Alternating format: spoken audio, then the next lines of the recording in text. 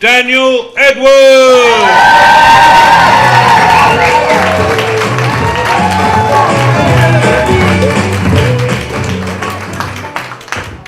Hi everyone, how are we doing?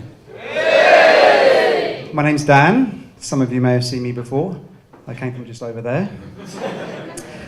As you can tell from the way I'm talking, I'm not from around these parts. I'm not from London town. Not from there. Because once you get inside the M25, that's exactly how I think all of you Londoners speak. I'm actually from a little town called Woking. Anyone from Woking tonight? Of course you are. It's under £10 tonight, isn't it?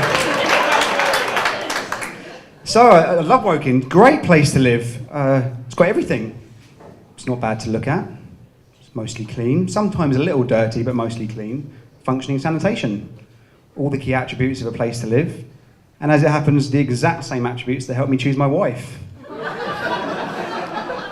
She's just over there in case you missed her.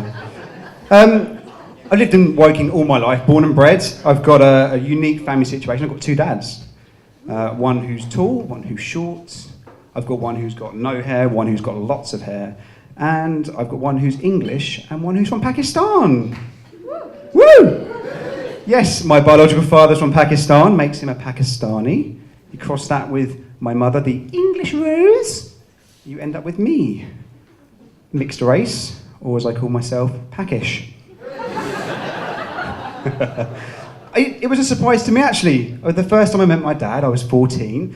Just, he came in, wow, he's a different colour skin. I'd got over the fact that my mum was ginger. And the first thought that came into my head was, oh my God, there was a real opportunity here that I could have come out looking like a Duracell battery. Whee! I wasn't raised by my Pakistani dad, I was raised by my white dad. A sentence I never thought I'd say out loud. But it was, unfortunately he died, a few years ago. There you go. Death, And it was the first time in my life that I'd really experienced loss. First time. I'd lost things like my phone, credit cards, virginity. It was really tough, made even harder by the fact that, unlike my phone, the insurance company wouldn't replace me in 48 hours unless I opted for the black version.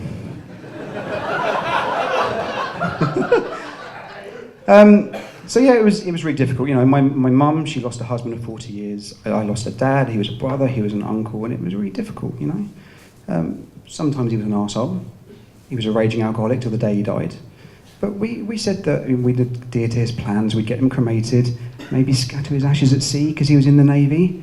We thought we'd do that for him, and that's even worse for me because I get seasick when I take a bath.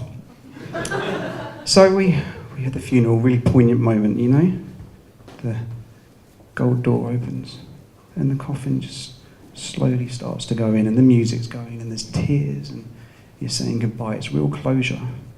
And the coffin goes in, you say goodbye. The gold door closes.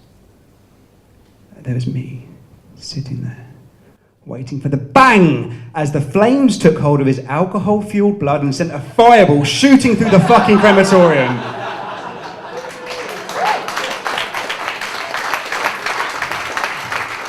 It didn't happen, but if it did, it would have looked exactly like that bit from Independence Day when the aliens come down and blow up the White House.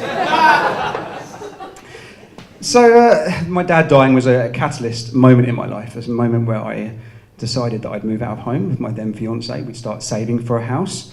It wasn't without struggle though. It was really difficult, saving. We're at the end of that journey now. We're ready to buy a house, and not with the help of my dad. Actually, he said to me, "Son, love a challenge in life." He wobbled a lot. Love a challenge. Love a bargain, and love the number 9 horse in the 345 at Kempton. So I followed the advice, and my wife, when we went shopping, we'd look for things. We'd look for that food, the reduced food, the yellow sticker stuff. trying to save money. That's the bargain. It's about 24 hours away from turning into the Ebola virus, but no, I've got to fucking buy it because it's going to save me that £2 that I can stick in that ISA that's going to get me savings and get me my house that little bit quicker. The challenge came, though, when you'd pick up that packet of hummus, pick up the packet of Scotch eggs, and stare down the barrel of that chocolate milkshake and figure, how the fuck am I going to turn this into a lasagna? He gave me some lessons in life. He helped me to realise that drink wasn't always the answer. And as recently as last year, he helped me get my barbecue started when I ran out of fire lighter. Ladies and gentlemen, I've been Dan. You've been great. Thank you very much.